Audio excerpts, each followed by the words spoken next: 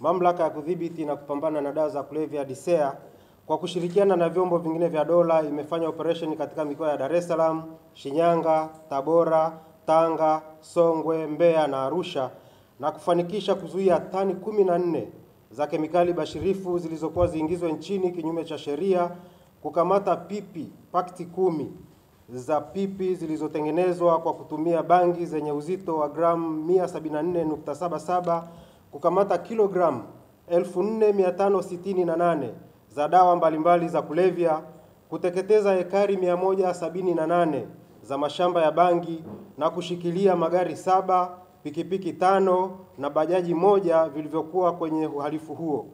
Jumla ya watuhumiwa 35 wanashikiliwa kuhusiana na matukio hayo. Mamlaka kwa kushirikiana na Bodi ya Kimataifa ya Kudhibiti Dawa za Kulevya Duniani INCB, yani International Narcotic Control Body, na mamlaka nyingine za udhibiti tulifanikiwa kubaini na kuzuia kilogramu 1000 za kemikali bashirifu ya aina ya 1-Bosphor-piperidone na kilogramu 10,000 za kemikali aina ya acetic anhydride zilizokuwa ziingizwe nchini kutokea bara la Asia bila kuwa na vielelezo vinavyoonyesha matumizi ya kemikali hizo hapa nchini. Ni vyema tufahamu kuwa endapo kemikali hizo zingeingia nchini na kuchepushwa, zingeweza kutumika kutengeneza dawa za kulevya aina ya fentanyl pamoja na heroin. Mathalan, kilogramu 1000 za kemikali aina ya 1-Bosphor-piperidone zinaweza kutengeneza kilogramu 8000 za dawa za kulevya aina ya fentanyl, ambazo zingezalishwa zingeweza kusababisha vifo kwa watumiaji takribani bilioni 4, ikizingatiwa kwamba kilogramu 1 ya dawa hizo inaweza kusababisha vifo vya watu 500,000 kutegemea na uzito, afya na historia ya mtumiaji. Mathalan, miligramu 2 inaweza kusababisha kifo cha mtu mmoja. Kemikali aina ya acetic anhydride pamoja na matumizi mengine halali inaweza kutumika katika mchakato wa kutengeneza dawa za kulevya aina ya heroin. Hivyo kiasi cha kilogramu 10,000 zilizozuiliwa kingeweza kutumika kutengeneza kilogramu 3704 za heroin. Aidha, kemikali hiyo inaweza kutumika kuzalisha kemikali zingine bashirifu ambazo zinaweza kutumika kuzalisha dawa za kulevya aina ya mandrax pamoja na methamphetamine. Uchunguzi wa kina kwa kushirikiana na taasisi za kimataifa unaendelea ili kubaini mitandao zaidi ya usafirishaji haramu wa kemikali bashirifu zinazoweza kuchepushwa na kutengeneza dawa za kulevya. Katika operations zilizofanyika katika mkoa wa Mbeya, tulimkamata Herbert Kwila, raia wa Uganda mwenye hati ya kusafiria namba B00132399 na mmiliki wa kampuni ya Hoxwell Lux Tualimo, akiwa na pakti 10 za pipi zilizotengenezwa kwa mazao ya bangi yenye viwango vikubwa vya sumu aina ya tetrahydrocannabinol THC vinavyofikia 92%. Ukamataji huo ulikwenda sambamba na ukamataji wa gari ndogo aina ya Mercedes-Benz yenye namba za usajili MG 33 BMGP iliyokuwa inasafirisha pipi hizo kuingia nchini ikitokea nchini Afrika ya Kusini. Ukamataji wa pipi hizo unabainisha kuwepo kwa mbinu mbalimbali fiche zinazotumika kusafirisha na kusambaza dawa za kulevya ili zisitambulike kirahisi. Mimi naitwa Tobias Ndaro, ni mkurugenzi msaidizi malalamiko, niko chini ya kurugenzi ya idara ya uchunguzi. Nilikuwa naomba nisaishe kidogo hapo. Mkurugenzi msaidizi, niko chini ya idara ya uchunguzi na ndo naipokea malalamiko yote. Mkurugenzi msaidizi malalamiko.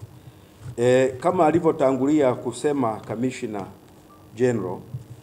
Generali, madawa ya kulevya kwa kweli imekuwa ni tishio.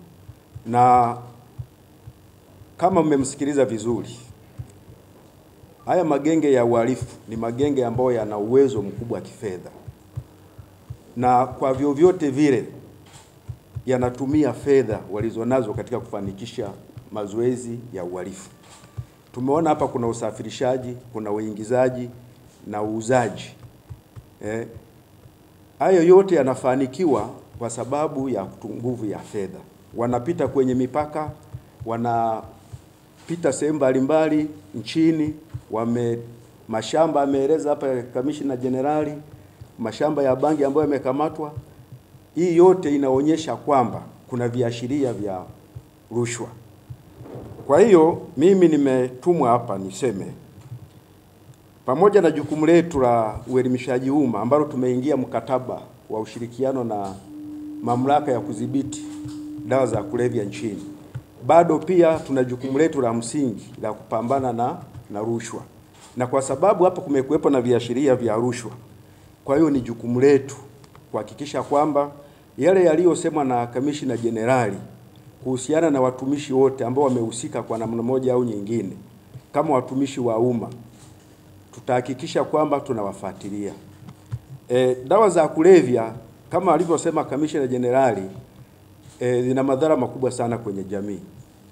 Wanazoofisha afya ya vijana wetu, lakini pia inaongeza mmonyoko wa maadili. Tumeona mambo ya uhalifu, wizi vinaendelea. Lakini pia dawa za kulevya zina madhara kiuchumi. Utakatishaji wa fedha kama alivyosema Jenerali Kamishna Jenerali ni kwamba fedha chafu zinaingizwa kwenye mzunguko. Unaweza ukakuta hata uwekezaji unafanyika wa fedha chafu kama UTT. Mtu anaweza akanunua UTT kutokana na fedha ambazo amezipata kwenye madawa ya kulevya. Lakini pia inahatarisha usalama kama alivyosema. Kwanza, wananchi wanakosa imani kwa serikali madawa ya kulevya yanaposambaa nchini. Lakini pia ugaidi wanafadhili kama alivyosema Kamishna Jenerali. Hawa watu wana uwezo wa fedha, wanaweza hata wakapanga serikali, wanafadhili makundi mbalimbali kwa malengo yao ili waweze kufanikisha kuendelea na kufanya hiyo biashara. Kwa hiyo ningeomba nitoe tahadhari kama alivyosema Kamishna Jenerali. Mkurugenzi mkuu ameniagiza nitoe onyo kwamba wale wote ambao wanajihusisha na hii biashara ambao ni biashara hatari kama ambavyo nimebainisha kiuchumi, kiusalama na kijamii watachukuliwa hatua. Na uchunguzi unaendelea kadri tunapopokea taarifa, kwa sababu tuna mkataba wa ushirikiano, tunashare taarifa. Kwa hiyo uchunguzi unaendelea kwenye maeneo yote hayo. Kwa hiyo mkurugenzi mkuu anatoa onyo kwa watumishi wa umma wawe waadilifu na watangulize uzalendo katika kutekeleza majukumu yao.